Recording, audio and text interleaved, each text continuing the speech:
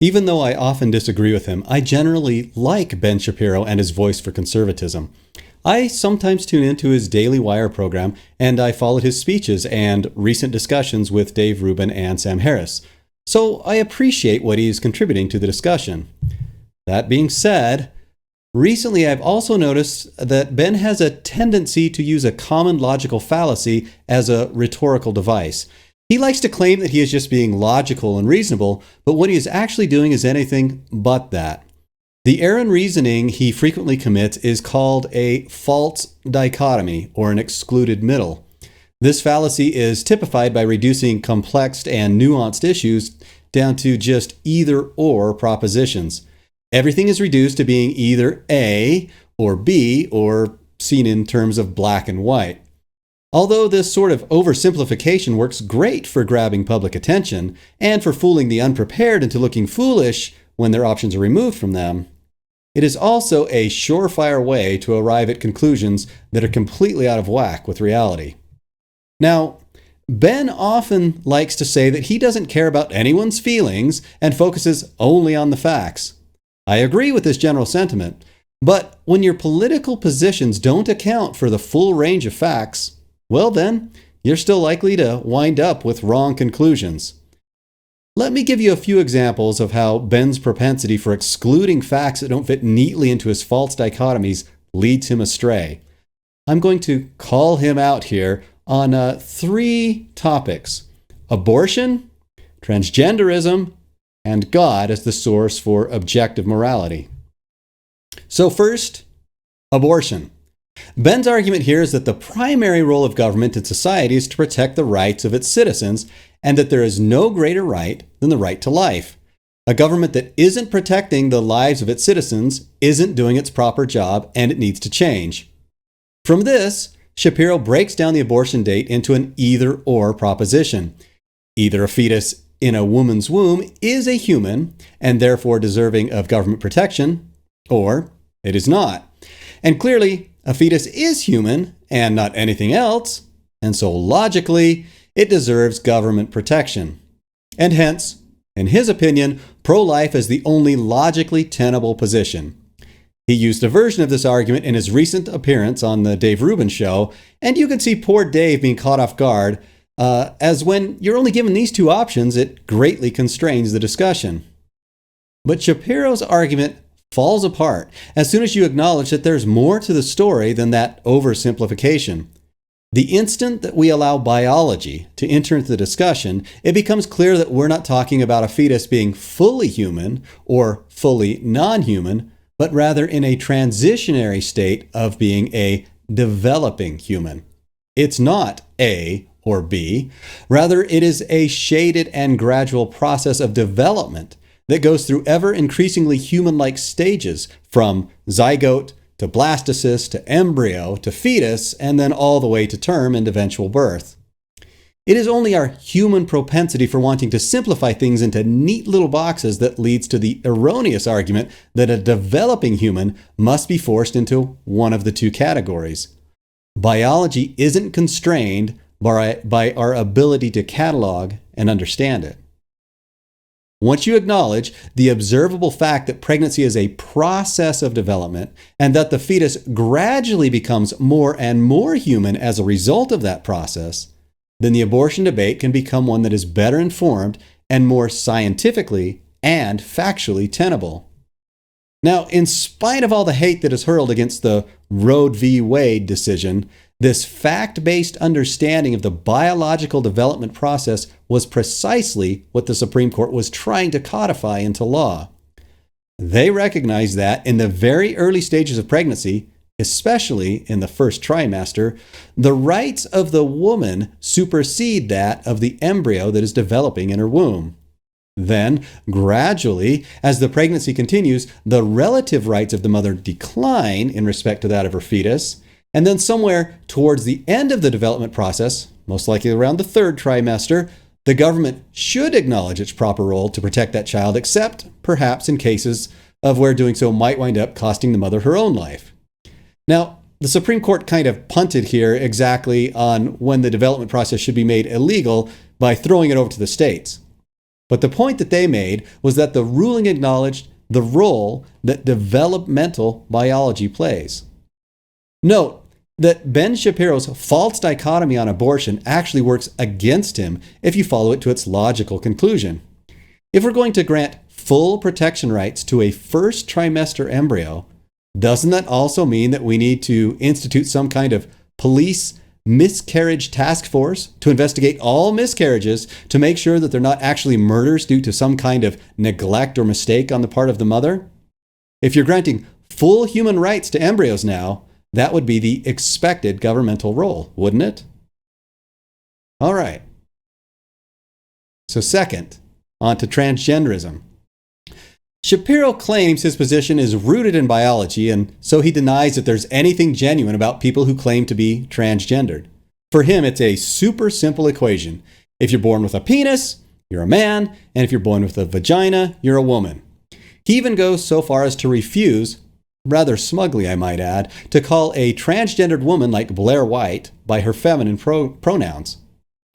But again, biology isn't constrained by your ability to understand it, Mr. Shapiro. There are some genuine science-based reasons to acknowledge that being transgender is rooted in developmental biology. Now, I should be clear that I agree with Ben in that the social constructionist theory of gender is largely garbage, and it is not backed up by evidence.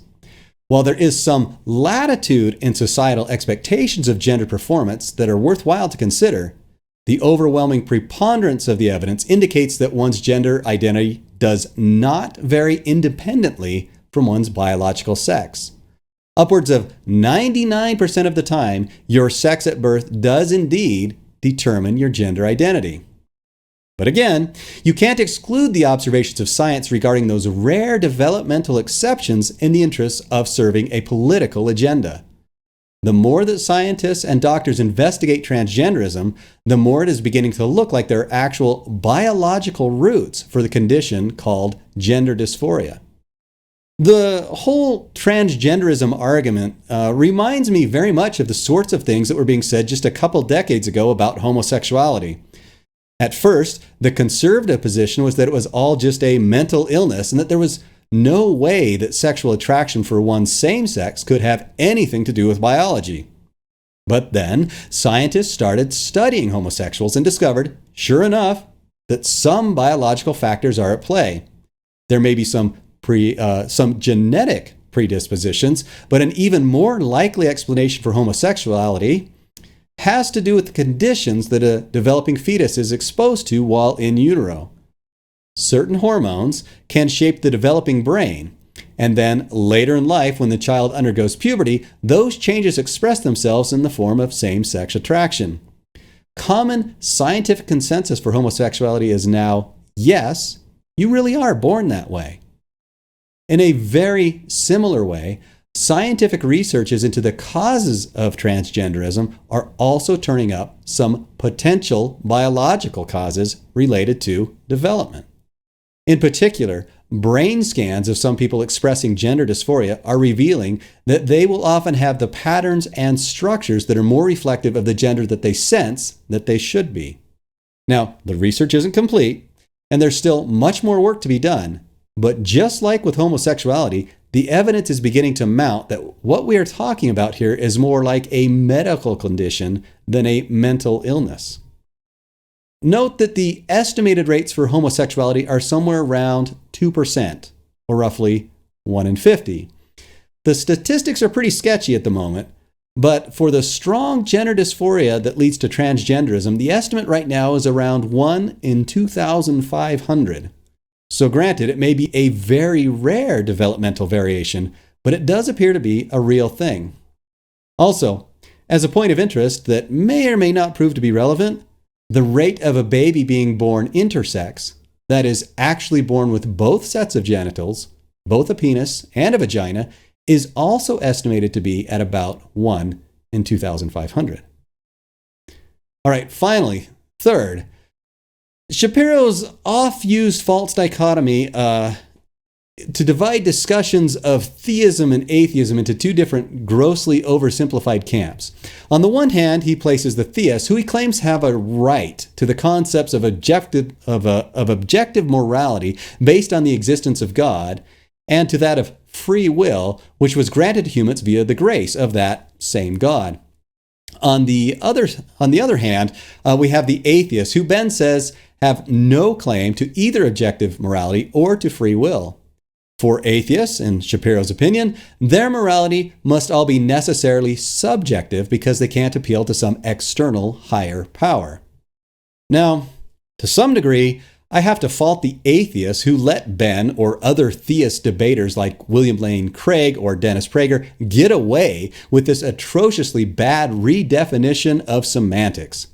For something to be classified as an objective fact means that the acknowledgement of that fact shouldn't depend upon anyone's individual perception, right? So why do atheist debaters allow the theists to claim that their very personal and very subjective concept of God actually constitutes a source for objective morality? It's a total semantics shell game, and atheists need to start calling them out on it.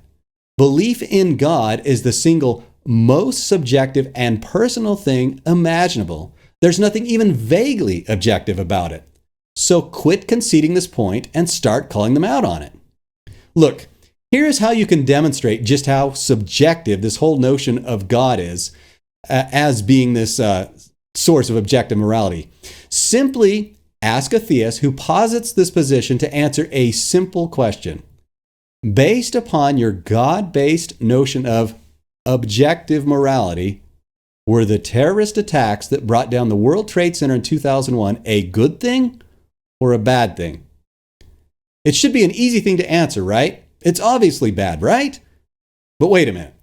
Because those attacks were carried out by deeply religious men who felt that their concept of God in the form of Allah was the right one, it could be taken as a good thing from their perspective. They can claim with just as much authority as any Jew or any Christian can that they were acting in accordance to objective God-based morality, and that there's no way you can undercut their position based upon faith or some such thing. The observable fact that strong believers from different religious backgrounds can't agree on what constitutes good or evil completely obliterates this whole God as the source for objective morality idea. All you have to do is ask, which God do you mean? And the whole argument is exposed for what it is, a game of semantics. On the other hand, atheists can and should make an appeal to having something truly objective that is much more solid than the multivarious concepts of God. And that is observable reality. The scientific method, with its emphasis upon observation, repeatable experimentation, and error correction, is a much better way to discover what is genuinely objective and what exists independently of any one individual.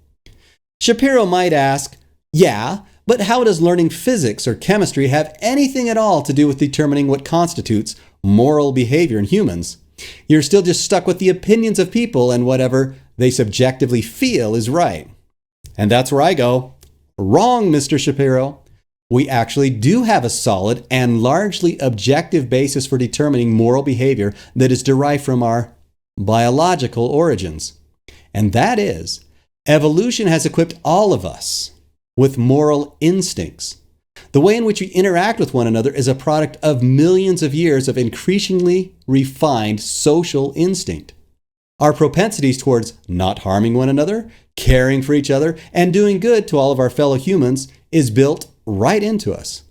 Most of our virtues don't come from God. They come from thousands of generations of our ancestors surviving based upon their genetic predispositions to work and live productively together. Those who cooperated the best lived the best and had the most progeny. And our inclinations towards morality and virtuous behavior are the fruits of that long history. So, when we draft up laws for our societies, all we are really doing is codifying those long-standing moral instincts that were developed when we were a more tribal species into something that now has a broader application that we call universal human rights. And hence, universal human rights becomes our objective source for morality that applies to everyone, irrespective of their individual experience. No God necessary. The free will aspect to Shapiro's false dichotomy is similarly demolished by the facts. When we talk about free will, or the lack of it from a scientific perspective, all we are really talking about is the constraints upon our behavior that arise from our biology. I mean, none of us have the free will to grow wings or an extra pair of arms or something. In a similar way, the construction and chemistry of our brains limit and, yes, even determine our behaviors. All of the evidence we have supports this contention. But simply recognizing this fact doesn't absolve anyone of the responsibility for their actions. The locus of the decision-making engine is still in our brains, and when someone behaves immorally, it is still their fault because whatever went behaviorally wrong went wrong in that person's brain. Free will is therefore a useful illusion that we can construct our societies around. Again, no God necessary. All right, so there you have it.